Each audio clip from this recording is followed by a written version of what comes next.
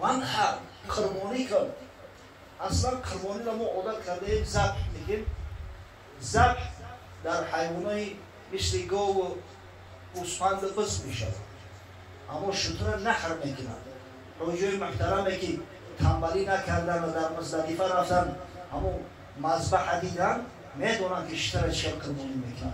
گردن شتر دیده چند که بلنده، ای راستی حلقش نمیزنن شتر، از راستی سینه میزنن، اون جایی که گردن سر میشود همین را نحر میگن در عربی.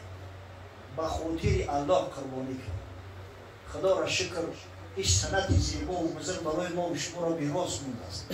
خدا را شکر که در عرفه همین عید بزرگ، عید اصحاب، عید قربانی است، عید قربان. برادرای عزیز سعی کنید که خودتان محروم نکنید. حقیقتا برای آدمی کمبغل، آدمی که صاحب نصاب عزتخوان نیست، قربانی واجب نیست. اما همین باور کنیم کمبغل را ببینید همون بالای دسترخوانش طرز ارسته میکنه، همین شکلات قند قنفیت خاک بلا و پیسته و مالیسی باور کنید همون پلی چند گوسفند بگز میشه.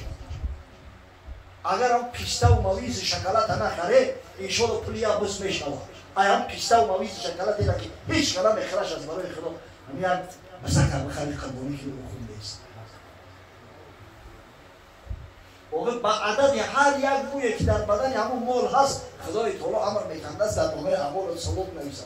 این همین زمان علم تکنیکا، زمان کامپیوتریزاسیا، یگان آدمی هست که حساب کرده باشه که در بدن گوسفند چند مو است.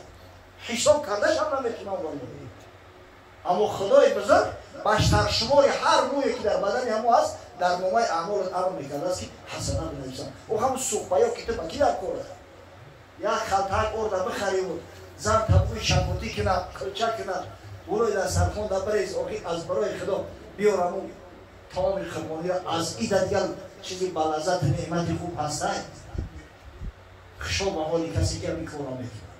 اما از فرصت استفاده بوده یا نکته که نازکت ذکر کرد کسایی که کمبغلن قربانی در کلش واجب نیست. اگر به شرط مال خودشون باشه در خونه بستگی الحمدلله در بیخود مردم دارن و کمبغل هم یا بزدبز دارن. اگر کشت انشالله هیچ اشکال نداره. اما اگر به شرط به خاطر قربانی از بزرگ یا از یمان شخص دیگر مال رفت خرید فراموش نکنه که نظر میشه. یعنی که بر ترسیمش واجب نبود خودش بر خودش واجب گردیده است. پیش خدا عهد کرده است. نظر همون ثواب قربانی را پر را میگیره. به یکم کم و کست. شاید زیادتر هم بگیرن و برای که پروردگار میگه در حدیث قدسی که احب غنی الکریم و حب للفقیر الکریم اشد. من کم مثلا آدمی بوی و سخاوت دوست میدارم اما محبت من نسبت کمبغل با سخاوت بیشتر است. اما وقتی که نظر کرده است خودش حقی خونه نداره برادر عزیز. خب خودش نخره هیچ گم نه برای خونه دیگه رو بخره خودش باید نخره و برای که ناظر حقی خوندن نداره. این اون مشکل نداره اما اگر کسی به فراموشی خورد همین چند گرم خورده است حساب کنه 100 گرم و 200 گرم پولی امرو صدقه بده. خب قربانی به حد قدر منزله داره که رسول گرامی صلی الله علیه و سلم هرگز ترکش نکرده است. همیشه حضرت حتی در هم وقتای کمبغلی دو گوسفند میکشته است تا قشقور یک تا از نام خودش میکشت یک تا از نام کمبغلای امتش. وقتایی که علاقه امکان شرایط زیاد شد مثلا در حجت الوداع حضرت صلی الله علیه و سلم امر کرد 100 شتر کشتیه 63 شتر شب دست خودش و 37 تا باقی موندهش حضرت علی را امر کرد که یا علی بیشتر مرا بکش. مهلت شب قربانی را از 10 ذوالحجه تا روز 12 ذوالحجه غروب یافتند. اگر روز یکم نتونستید دیگه روز عید میتونید بکنید. اگر دیگه هم با کار اندرمان شدید روز سیوم میکنید. اما سعی کنید برادرای عزیز ایامی رحمت پروردگار خودتان را محروم نگیرید. و یک نکته دیگر از نماز قربانی قبول نیست. در جایی که نماز عید برگزار میشود حتما باید قربانی را بعد نماز کنید. زیرا در حدیث اومده است حضرت صلی الله علیه و سلم تاکید میکنه من صلی صلاتنا و استقبل قبلتنا و نسک نسوکنا فلا یذبحن حتی یصلی. هر کسی نماز ما را میخونه، کسی قبله ما را قبله میحسابه، کسی که قربانی و مناسک ما را انجام میده تا زمانی که نماز نخونده باشه ذبح نکنه. حضرت بریده راوی حدیث میگه که تقویم همون جواد گفت یا رسول الله ما علاقه سحر قطیت چپیشتو گفت ذاک لحم اعدته لاهلی. این گوشت ای گفت برای همه خانواده خود گوشت خیرت کردید، این قربانی نیست، ایسر اینا میکشید. سبحان الله. ببینید برای همین در جایی که نماز عید برگزار میشود حتما بعدی نماز باید کشته شود. اما جایی که نماز عید نیست، مثلا دهاتی دوردستی هستی در اونجا نماز عید برگزار نمیشود، بعدی دمیدن صبح صادق علاقه اجازه کشتن هست، میتونن رو بکشن.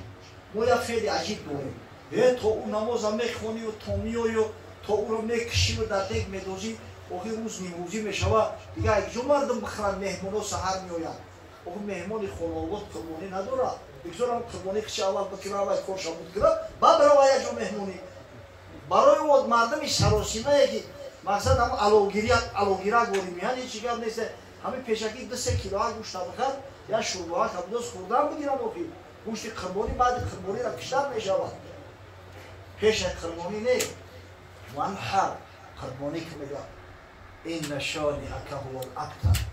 بیشک دشمنی تو دشمنای تو ای حبیبی من همه ابتر هستند، همه دنبریده هستند، همه گمنام هستند، نامشون از صفحه تاریخ بوم شما میره.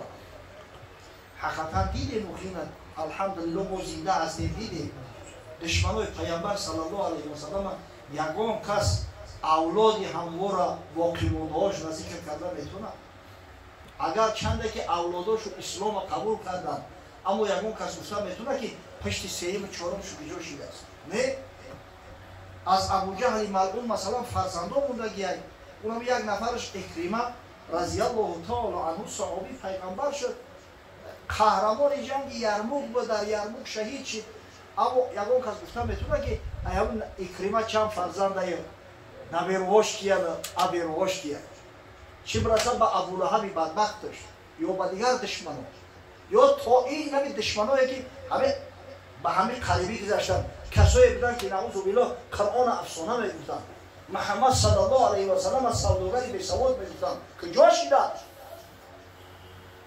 من این باور دارم اگر در این مکتب طلبهای مکتب سوال کنن همین لیلی کیه، همین 1% یا 2% ندونن دیگرش ندونن دیگه این لیلی کیه. یا آدمی که اینقدر شهرت داشت، اینقدر مشهوریت داشت، الان یکی دشمنایی که همه گمنام میشوند، همه دم بریده میشوند، این بشارتی پروردگار است، وعده خداوندی است، علاقه جامعه عمل پوشیده است و انشاءالله در آینده هم حتما میاد. کسی دشمن محمد صلی الله علیه و سلم است نامش گم میشه و مصری تاریخ میشه و میده. اما اولاد رسول الله صلی الله علیه و سلم خدا را شکر در تمام اطراف و اخلاف هست، جای هست که سعید نباشه و خواریخ با ایشان سادات و سعید زادمان نباشن، باور کنید تمام ملت های مسلمان هم یکنه در بایش و سادات دارن، حتی همه اندونزیا و مالایزیا را برای در آنجا سادات هستن و خدای تو رو برکت شده است در زندگی که برکت داده است خدا را شکر. من میگم پر از همین سادات هست، سادات نور دیده اعیان عالمند، از حرمت پیامبر از عزت علی حقیقتا احترامشو میکنید و خاطر اینکه آل محمد صلی الله علیه و سلم هستند، خاصتا کسایی که از سنت پیامبر صلی الله علیه و سلم مزین هستند. این شانئک هو الابتر. دشمنای تو ای حبیب من محمد صلی الله علیه و سلم همه گمنام میشوند، منقطع میشوند، ریشه‌شان گم میشود، نامشان گم میشود. اما دوستای تو انشاءالله زنده یاد هستند، اولادی تو تا روز قیامت انشاءالله ایدامون میروند.